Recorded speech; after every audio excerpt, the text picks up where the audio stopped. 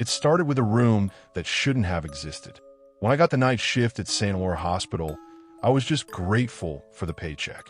The hospital was old, built in the 1940s, full of peeling wallpaper and humming lights, but it ran smoothly enough. I was a nursing intern, mostly assisting with patient rounds and file updates.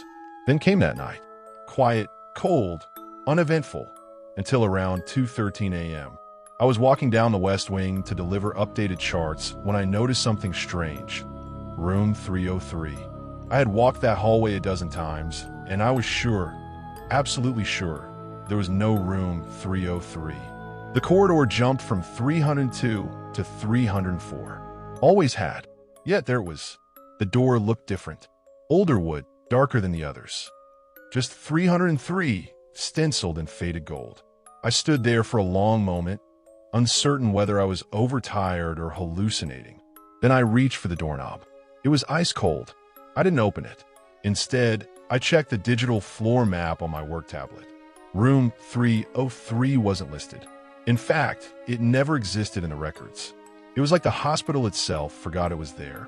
I mentioned it casually to Teresa, the senior nurse on duty. She froze mid-coffee sip. "Don't talk about that room," she said quietly. "Just don't." I laughed nervously, but she wouldn't say anything more. Just shook her head and walked off. The next night, I went back. Of course I did. Curiosity is louder than fear. This time, room 303 wasn't there. The wall was flat and blank, like it had always been. I even measured the distance between 302 and 304. No space in between. Like the room had never existed at all. But as I turned to leave, I felt it.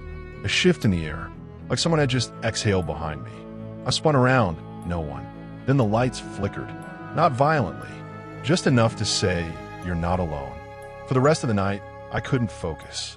I kept hearing soft sounds, shuffling feet, whispery breaths, a faint tap, always just far enough away that I couldn't pinpoint them, but always close enough to hear.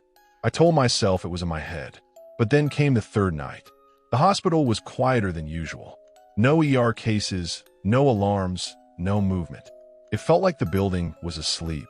At 3:03 a.m., my pager buzzed. Patient fall reported, room 303. My blood went cold. I checked the main console. Nothing. No fall alert logged. Just a message. And yes, the sender ID was blank. I ran to the West Wing. The corridor was dark. And there was again, room 303. Back like it had never vanished. This time, the door was slightly open. Not much, just enough to see the faint outline of a bed, a flickering overhead bulb, and something moving. Slowly, a subtle rise and fall, like breathing under a blanket. I didn't go in. I couldn't. But I stood there, frozen. Then I heard it, a soft sob. Low, hoarse, broken. Not loud, just enough to say, "I don't want to be here either." I stepped back. The door creaked a little wider. Just a little. Then the overhead light in the hallway buzzed, glowed white-hot, and burst. Glass rained down like a signal to run. I turned and bolted. The next day, I asked the security team for footage of that wing from the previous night. They said there were no cameras in that hallway. I double-checked. There had been 2, right at each end. I had walked under them every day, but now the mounts were empty. No explanation. I searched through old blueprints. Room 303 had existed once, but it had been sealed off after a fire in 1979.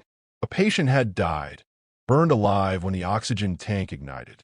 No one was ever sure how it happened, and since then, staff had reported odd noises. Cold spots, flickering lights, unexplained pages. Until the hospital decided to brick it up and forget. But I didn't forget, because even now, during the quietest hours of the night shift, the pager still buzzes at 3:03 a.m. Room 303. Fall reported. No one answers the page. No one logs it. The room isn't there anymore. But somehow, it's still occupied. And every time I pass that hallway, I feel a breath on my neck. Like someone inside room 303 is still waiting. Still sobbing, still burning.